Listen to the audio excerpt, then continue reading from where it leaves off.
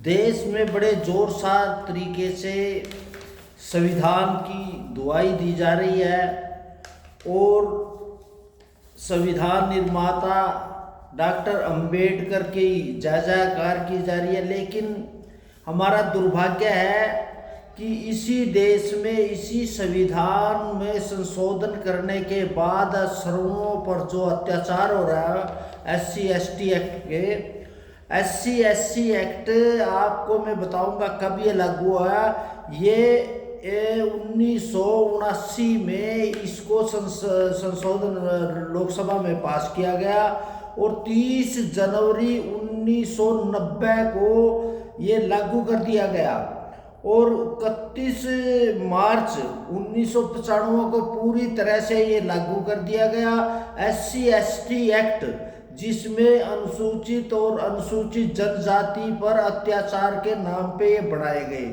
और ये चलते चलते ये एक सरकार का मामला नहीं है, ये कांग्रेस सरकार ने लागू किया था। उसके बाद इन्होंने सरकार ने क्या किया, 2015 और 2018 में इसमें संशोधन कर दिया गया कि इसमें गैर जमानती यानी कि इस मुकदमे में जमानतें नहीं होगी और ना करेंगे। आपको याद होगा 1914 में 50,755 मुकदमे दर्ज हुए, जिनमें से लगभग 45,000 कुछ मुकदमे बरी हुए बाकी किए गए। उसके बाद ही 2019 में ये जो मुकदमे थे ये भी 50,000 से ऊपर पहुंच गए और इसमें कुल रेशा थी। और 2025 में जो आपको देखेंगे जो मुकदमे दर्ज हुए 2,68,919 मुकदमे दर्ज हुए, जिनमें से जो किसान जो बरी हुए वो 2,35,279 मुकदमे रद्द हो गए।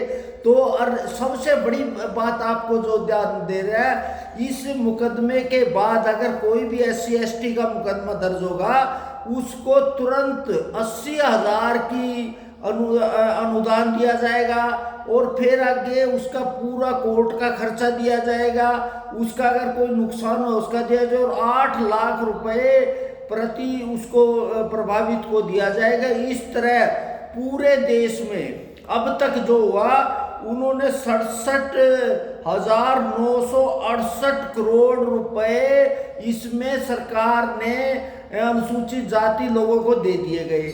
और इसके साथ सबसे बड़ी जो बात थी, अगर इसी पैसे को आप रेलवे भी करेंगे उसमें बहुत बड़ा सहयोग होगा, पूरे किसानों के कर्जे माफ किए जा सका, किसी भी जो स्कूल है सभी स्कूलों को हाई टेक कर दिया जा सकता है, फ्री इलाज दिया जा सकता है। लेकिन इसमें आप देखो जो इसमें जो सजा हुई है वो सिर्फ 15 से 12% हुई है और लेकिन अनुदान तो इन्होंने सबने ले लिया। इस तरह से एक हथियार बना लिया बाबा अम्बेडकर का नाम लेके इन्होंने, जिस तरह से किसानों आम आदमी से और केंद्रीय जो खर्च है उसमें बढ़ा दिया गया। अब भी जिस तरह से ये SC/ST का इस्तेमाल करके जाके लोगों को प्रताड़ित किया जा रहा है।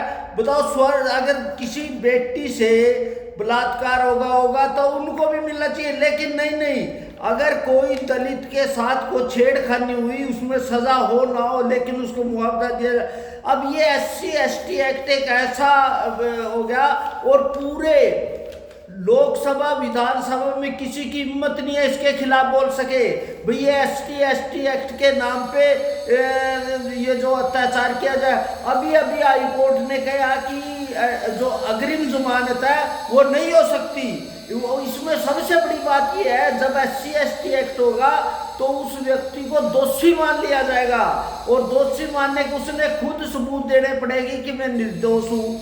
उसने वैसे तो IPC में जो कानून होंगे तो सरकार को देना पड़ेगा भाई हाँ ये दोषी है, लेकिन यहाँ SC/ST एक्ट में उसको दोषी मान लिया जाएगा और उसको साबित करना पड़ेगा कि मैंने ऐसा कुछ नहीं किया। इसलिए मेरा कहना है जो ये SC/ST एक्ट का इस्तेमाल करके किस जो प्रताड़ित किया जाए स्वर्ण जाति को, उस पे अभी भी UGC पे इस तरह का हो हल्ला मचा कि उनके खिलाफ, सबसे बड़ी बात यह है जो इन्होंने झूठे मुकदमे दर्ज करे उनके खिलाफ कोई कार्रवाई नहीं होगी। आगे भी इन्होंने कहा अगर ये झूठे मुकदमा दर्ज करेंगे उसके खिलाफ जैसे 182 में था इसी तरह उसका संशोधन कर दिया, उनके खिलाफ कोई कार्रवाई नहीं। हाँ, ये एक ऐसा हथियार हो गया कि उनको अनुदान मिलेगा, 8 लाख 10 लाख 15 लाख तक के उन्हें मिलेगा, उनको तुरंत राहत मिली जाएगी।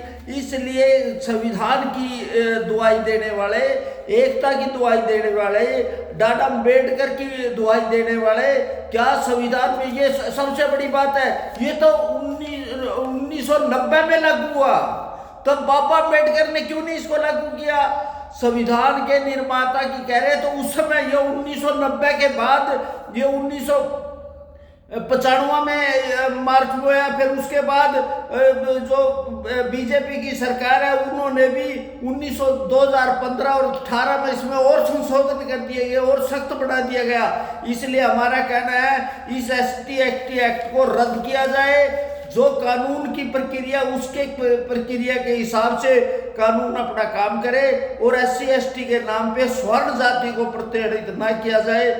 ये सबसे जरूरी है। आज देश में ये बिखराव का सबसे बड़ा कारण है।